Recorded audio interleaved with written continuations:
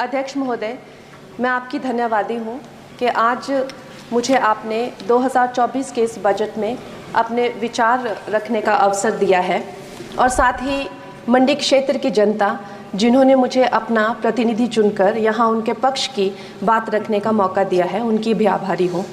ये जगह मेरे लिए बहुत नई है, मैं एक नई सांसद हूँ, मगर मुझे इस बात का आभास है कि ये जो 18वीं लोकसभा है ये कोई सामान्य लोकसभा नहीं है।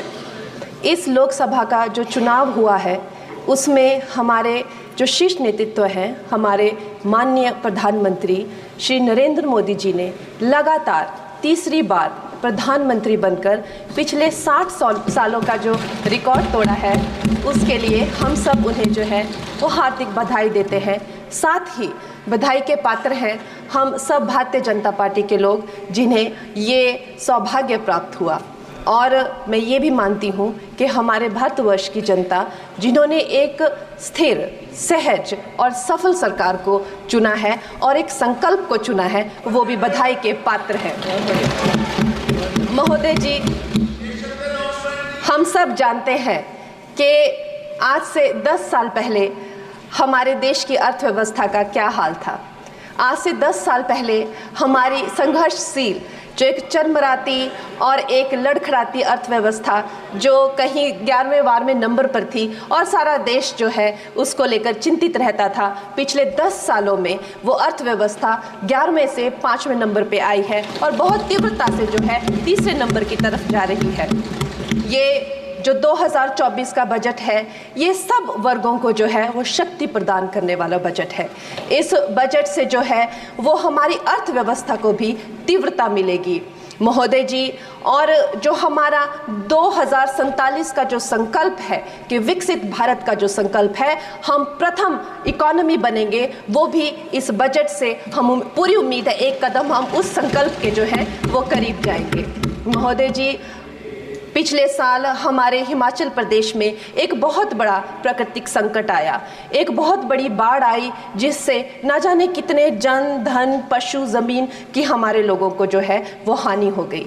लेकिन दुख की बात यह है कि अभी भी हमारा हिमाचल प्रदेश जो है उस त्रासदी के प्रभाव से जो है उसके प्रभाव से, उसकी हानि से बाहर नहीं आ पा रहा है। और उसका जो मूल कारण है वो है वहाँ की जो कांग्रेस की सरकार है, उनका जो लापरवाही है और उनकी भ्रष्टाचार नीतियां हैं। आज भी हमारे लोग जो हैं उस बाढ़ के प्रभाव से जो पीड़ित हैं। मैं आदरणीय और माननीय हमारी जो वित्त मंत्री हैं श्रीमती सीतारमण जी का मैं आभार व्यक्त करती हूं कि उन्होंने हमारी हिमाचल की जनता के लिए जो है एक स्पेशल रिलीफ फंड की जो घोषणा की है। हम सब हिमाचल वासियों की तरफ से हम आपका अभिनंदन करते हैं और हम आपका आभार प्रकट करते हैं।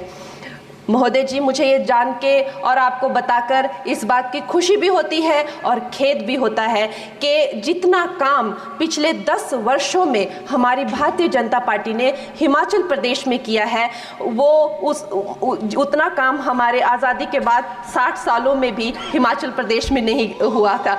आप सब हिमाचल जाते रहे होंगे। वर्षा, it is her maiden speech. आप सब Himachal Varsha, it is her maiden speech, kindly. आप सब हिमाचल जाते रहे होंगे और आप सब ने देखा होगा कि वहाँ पर जो है आज से आज़ादी के 60 साल तक सिर्फ कुछ रोड्स बने थे और वो भी हमारे माननीय जो पूर्व प्रधानमंत्री अटल बिहारी जी रहे हैं, उन्होंने अपने कार्यकाल में जो है वो ग्रामीण प्रधानमंत्री सड़क योजना के अंतर्गत वो रोड बनाए थे। लेकिन पिछले 10 वर्षों में प्रधानमंत्री नरेंद्र मोदी जी की सरकार ने हमारे क्षेत्र को जो है एम्स, IIIT, IIM जैसे वैश्विक स्तर के जो है वो संस्थान दिए हैं और वंदे भारत जैसी ट्रेन को हमारे हिमाचल में पहुंचाया है।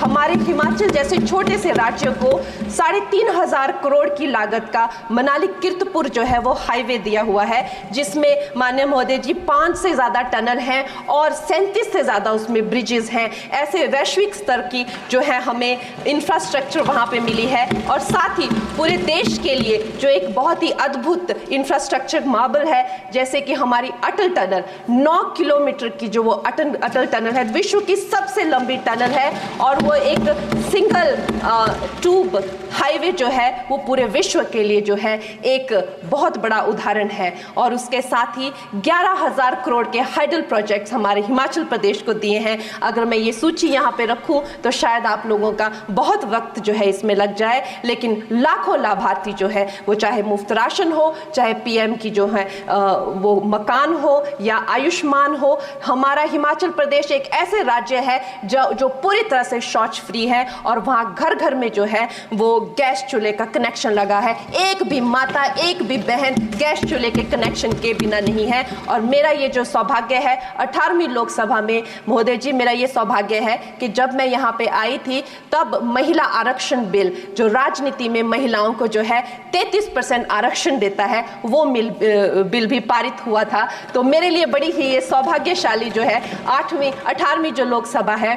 और मैं ये कहना चाहूँगी कि ये जो बिल है ये अवश्य ही एम्प्लॉयमेंट हो या चाहे स्टार्टअप इनोवेशंस हो, चाहे हमारे गरीब और मिडिल क्लास को टैक्स रिलैक्सेशन हो या हमारे जो अन्नदाता किसान हो उन पे फोकस हो। ये मैं इसे होलसम बजट कहती हूँ। और मेरी एक प्रार्थना रहेगी हमारे सरकार से कि हमारे मंडी क्षेत्र में अगर एक इंटरनेशनल एयरपोर्ट हो तो अवश्य ही हमारी जनता का टूरिज्म की दृष्टि से बहुत कल्याण होगा। वो हमें ज़रूर इस विषय में सोचें। और मुझे लगता है ये जो बजट है हम हिमाचल के वासी जो हैं इसका पूरी तरीके से जो है वो वेलकम करते हैं। और धन्यवाद।